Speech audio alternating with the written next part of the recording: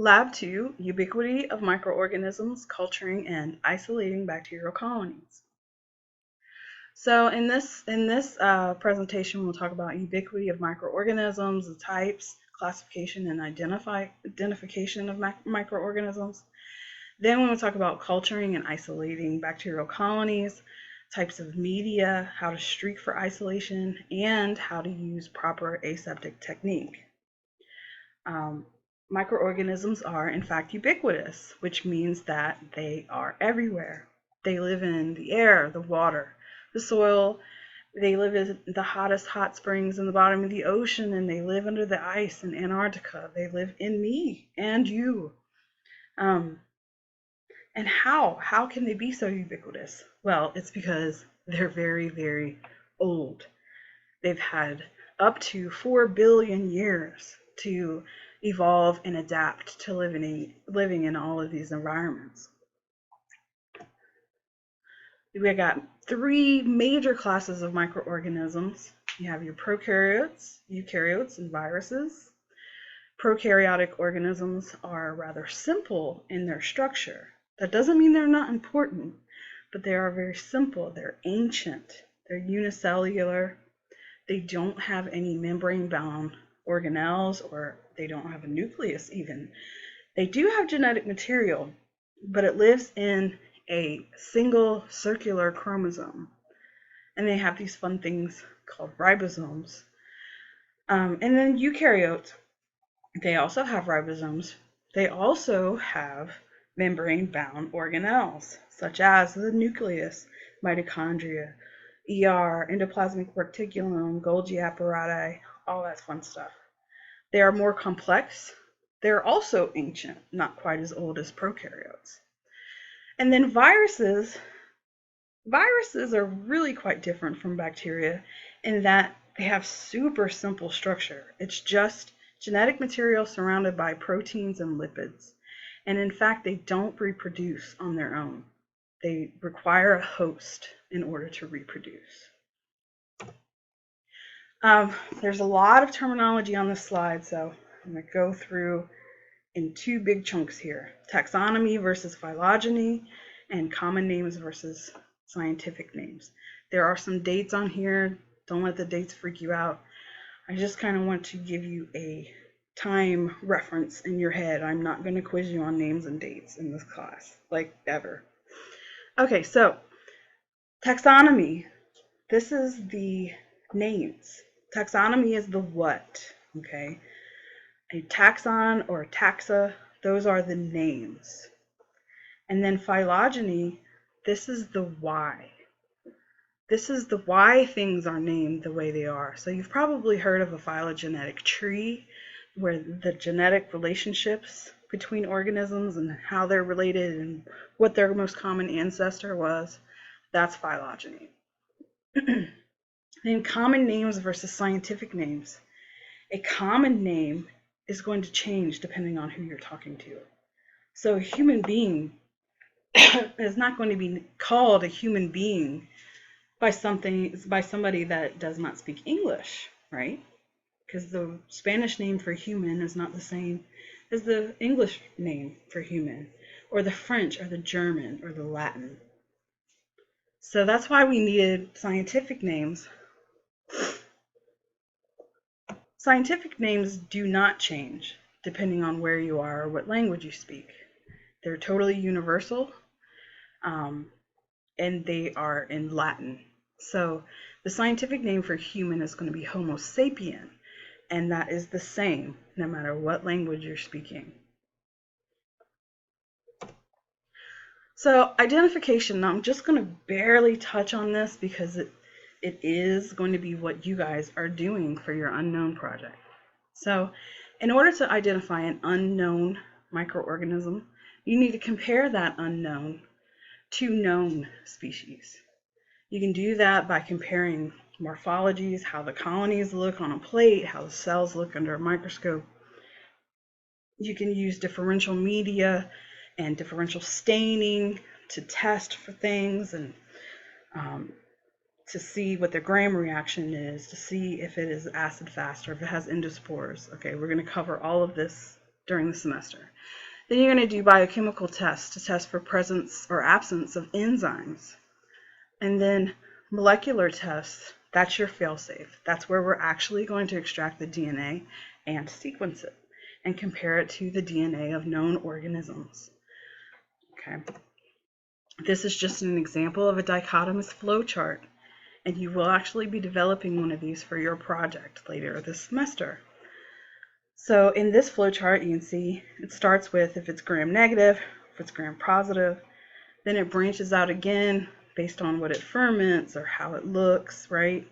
If it is motile, if it has flagella, and on and on and on.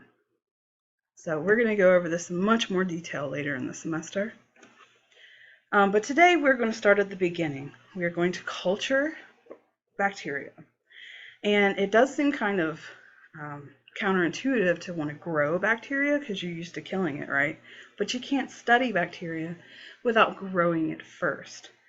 And we're going to use artificial media to grow the bacteria because artificial media is going to come packed with all of the essential nutrients that the bacteria need to survive and to grow and to reproduce. We're going to be using liquid broths and solid media, agar, in the lab. Liquid broth is very useful for culturing bacterial specimen very quickly. So I'm talking incubation that lasts for less than 24 hours. Now, that is a pro. A con of using broth is that the bacteria will deplete the nutrients in the broth very quickly. It grows fast and it dies fast. Okay. You can tell that you have growth because your broth will be cloudy. Do remember that broths are great for culturing, but cannot be used for isolation. So for isolation, we're going to use agar plates, okay? And we'll do it, I'll demonstrate a streaking for isolation on a plate, how to do a streak plate, both in class and very briefly during this presentation. But also we have these other two types of solid media. One is a slant, which is so named for all of this. It's actually solidified at an angle, so it's got lots of surface area. And then a deep, which you inoculate in one stabbing motion. So you use that for both of those for culturing. Deeps are especially useful for determining if your bacteria are motile. Microorganisms naturally live in mixed populations, so we have to isolate them. When you isolate a bacteria, you're going from a mixed culture to a pure culture. And then what you hopefully end up with are isolated colonies. A colony is actually derived from a single cell that has grown and reproduced so that all of the cells in that colony are genetically identical. Now, contamination, we're going to be dealing with contamination in this lab all semester. This is when you think you have a pure culture and it ends up being a mixed culture because there's something in there that isn't supposed to be there. Okay, and that can be a result of poor aseptic technique. We're going to go over aseptic technique in just a minute. I didn't want to show you colony morphology. Colony morphology is what colony is going to look like on a plate. We'll look later into cell morphology, but this is actually colony morphology. So this is a group of cells that are genetically identical that have made up a colony. And I have this nice table here where you can describe things like the shape, the margin, the elevation, size, etc. Streak plating, okay. So this is how you get genetically identical isolated colonies on a plate. It's a very fundamental technique. It is one of the most important things you're going to learn how to do in this lab. So it's actually really simple once you've mastered it. So what you want to get, you want to obtain your sample, your inoculum. You just get one little loop or one little colony and you start streaking the plate. So this is the first streak here. You just do like a nice simple streak back and forth, zigzag motion. Then you're going to take your inoculating loop and sterilize it. This is very important. Between all 4 of these steps, these 4 quadrants, you have to sterilize your loop. And once you're sterilized, you go back into the first quadrant just once or twice, and then streak it out, sterilize again, go into the second quadrant to start your third, streak, sterilize again, and then do it one more time for the 4th quadrant. And if you've done it correctly, after your plate has incubated, right in this area, you should have some nice isolated colonies. These are your tools, and I'll do a further demonstration in class. But here's your inoculating loop. That's what you're using for inoculating and streaking on your plate. This guy here is called a Bacta incinerator. We're using that instead of a Bunsen burner for sterilizing equipment. Okay. I will do a full demonstration of how to use a Bacta incinerator and an inoculating loop in class. Now, the reason that we have to sterilize the loop, the reason for all of this is we need to have and learn and use throughout the semester proper aseptic technique. So you already know about wearing your PPE, personal protective equipment, your lab coat, your safety glasses, your gloves. But in addition to that, this is to avoid contamination.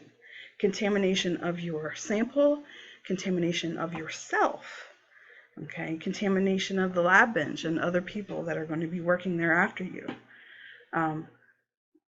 So you do want to make sure that you keep your agar plate covered as much as possible. I'll show you, when I'm showing you the streak technique, how you kind of need to sneak in there like a ninja, right? You want to make sure you always sterilize your loop before and after you use it. You want to make sure you're keeping your specimen at an arm's length so it's not too close to your face. Obviously, try not to sneeze or cough all over everything. Okay, and don't forget gloves. Don't forget your safety glasses. Again, this is the safety guidelines. Be sure that you go over this before you come to class, and they will also be listed on your lab procedure. I will be doing a full demonstration of how to inoculate all of the media, how to perform a streak plate, and again, come to class with questions. Ask me questions. Never enough questions. Okay, I'll see you in class.